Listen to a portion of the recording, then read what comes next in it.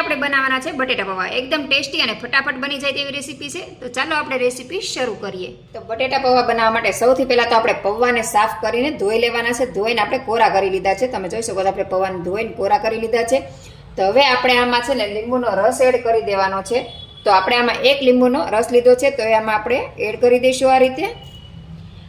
પૌવામાં આ રીતે લીંબુનો રસ એડ કરવાથી પૌવાનો સ્વાદ ખૂબ જ સરસ આવે છે અને એકદમ ટેસ્ટી બને છે. 1 ચમચી જેટલી આપણે હળદર એડ કરી દઈશું. થોડુંક અમથું આપણે 1 ચમચી જેટલું લાલ મરચું પાવડર એડ કરી દઈશું.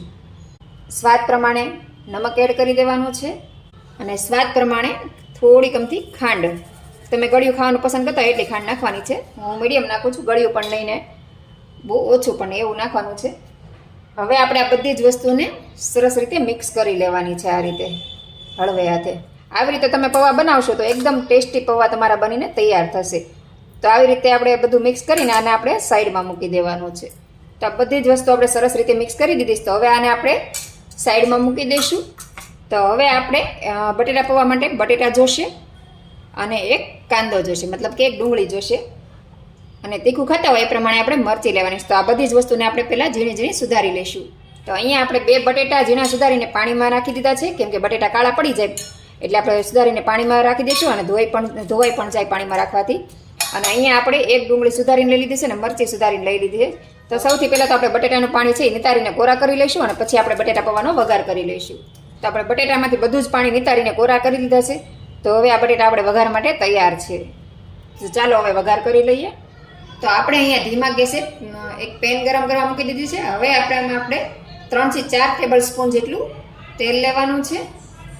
તેલ આપણું ગરમ થઈ જાય એટલે એમાં આપણે 3 લવિંગ અને 1 તજનો ટુકડો એડ કરી દેવાનો છે. 1 ચમચી જેટલી રાઈ એડ કરી દઈશું. રાઈ આપણી બધી ફૂટી જાય એટલે અડધી ચમચી આપણે જીરું એડ કરવાનું છે. ચપટી હિંગ એડ કરશું.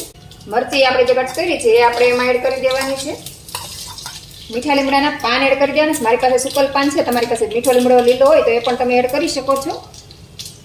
હવે આપણે ઝીણી સમારેલ ડુંગળી એડ કરી દઈશું. એમાં ચપટી હળદર એડ કરી દઈશું. હવે સરસ રીતે આને મિક્સ કરી લઈશું અને ધીમી ગેસ પર જ આપણે આને પકાવવાનું છે અને 1 મિનિટ આને સાતળવાનું છે. પછી આપણે આમાં બટેટા એડ કરી દઈશું. હવે 1 મિનિટ થઈ ગઈ તો હવે આપણે આમાં બટેટા એડ કરી દઈશું. તો આમાં આપણે 2 બટેટા લીધા છે, આપણે આમાં એડ કરી દેવાના છે અને હવે આને આપણે મિક્સ કરી લેવાનું છે સરસ રીતે. હવે આમાં આપણે સ્વાદ પ્રમાણે નમક નાખવાનું છે. નમક આમાં આપણે ઓછું નાખવાનું છે, કેમ કે આપણે પૌવામાં નાખ્યું છે નમક, તો આમાં આપણે નમક ઓછું નાખશું. આપણે બટેટાના ભાગનું જ નમક આમાં આપણે એડ કરવાનું છે અને આને હવે આપણે આને ચડવા દેવાનું છે. તો આને આપણે 2 થી 5 મિનિટ આને ધીમી ગેસ પર ચડવા દઈશું. વચ્ચે વચ્ચે આને આપણે થોડી વાર હલાવતા રહેવાનું છે, નકર આપણે આમાં એકલા તેલમાં બનાવી છે તો બટેટા છે ને નીચે બેસી જાય, મતલબ કે ચોટી જાય. તો આને વચ્ચે વચ્ચે હલાવતા રહેવાનું પછી ચડવા દેવાનું. હવે છે ને આપણે થોડી વાર ઢાંકી દઈશું એટલે વરાળથી સરસ મજાના ચડી જશે. હવે આને આપણે ખોલીને ચેક કરી લઈશું. સરસ રીતે આને મિક્સ કરતું જવાનું છે. તમે જોઈ શકો છો આપણે ઘડીક વાર ન હલાવે તો નીચે બેસી જાય છે. તો આને વારે હલાવતું રહેવું પડે છે બટેટાને. હવે બટેટા નીચે ચોટી જાય છે અને બટેટા હજી કાચા છે, તો આને આપણે થોડી વાર ચડવા દઈશું આમના મતે. તો આપણા બટેટા એકદમ સરસ રીતે બ્રાઉન રંગના આપણે 1 કેપ્સિકમ, 1 ટોમેટું અને 1 નાનું એવું ગાજર એડ કરી દેવાનું છે. તમને ગાજર ને કેપ્સિકમ ની પસંદ ન હોય તો તમે એને સ્કીપ પણ કરી શકો છો.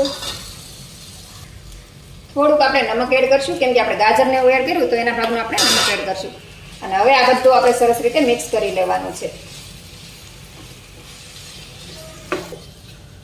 આ બધું આપણે સરસ રીતે મિક્સ કરી લીધું. તો 1 મિનિટ માટે આપણે એને ચડવા દેવાનું છે. તો આપણે 1 મિનિટ થઈ ગઈ તો સરસ રીતે ફરીથી આપણે એને મિક્સ કરી લઈશું. હવે આપણે આમાં 1 લીંબુનો રસ એડ કરી દેવાનો છે. તમે જેટલું ખાટું ખાવાનું પસંદ કરતા હોય એ પ્રમાણે તમારે લીંબુનો રસ એડ કરવાનો છે. થોડુંક અમથું લાલ મરચું પાવડર એડ કરશું. અડધી ચમચી આપણે ખાંડ એડ કરશું. હવે આ બધા મસાલા આપણે સરસ રીતે મિક્સ કરી લેવાના છે અને ફરીથી આપણે 1 મિનિટ માટે આને પકાવી લેવાનું છે. આ બધી જ વસ્તુ આપણે બટેટાના માપનું જ નાખ્યું છે, આપણે પૌવાના ભાગનું નથી નાખવાનું, કેમ કે પૌવામાં આપણે બધી જ વસ્તુ ઓલરેડી એડ કરેલી છે. અને તમે ઓછું ખાટું ખાવાનું પસંદ કરતા હોય તો તમારે લીંબુ ઓછું નાખવાનું છે. હું આ બટેટા પૌવા એકદમ ખાટા મીઠા બનાવું છું. તમે લીંબુ અને ખાંડ બેયમાં થોડું એડ કર્યું છે. તો આપણે સરસ રીતે બધું મિક્સ થઈ ગયું. તો હવે આપણે આમાં પૌવા એડ કરી દઈશું. તો આપણે પૌવા તમે જોઈ શકો છો એકદમ એક સરખા થઈ ગયા છે. પૌવા તમે જોઈ શકો છો એકદમ છૂટો દાણો છે. તમે જે બજારમાં ખાતા હોય એવા જ પૌવા તમારે ઘરે બનીને તૈયાર થઈ જાય. તો પૌવા આપણે આમાં એડ કરી દેવાના છે. બધા જ પૌવા આપણે આમાં એડ કરી દીધા છે.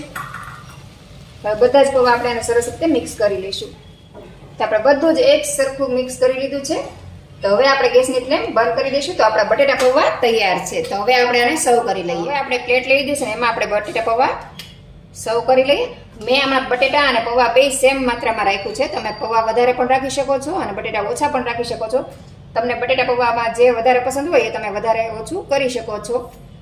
અને તીખું પણ આપણે આપણા પ્રમાણસર કરી શકીએ. લીલા ધાણા નથી એટલે આપણે લીલા ધાણામાં એડ નથી કરતા. તમે આમાં સેવ, ડ્રાય ફ્રૂટ, લીલા ધાણા બધું જ આમાં એડ કરી શકો છો. જે પણ સબ્જી તમે આમાં એડ કરી હોય એ તમે કરી શકો છો. મેં આમાં ખાલી કેપ્સિકમ, કાંદા, ટમેટા જે એડ કર્યા છે. ઉપર આપણે ઝીણી સુધારેલી ડુંગળી એડ કરી દેવાની છે.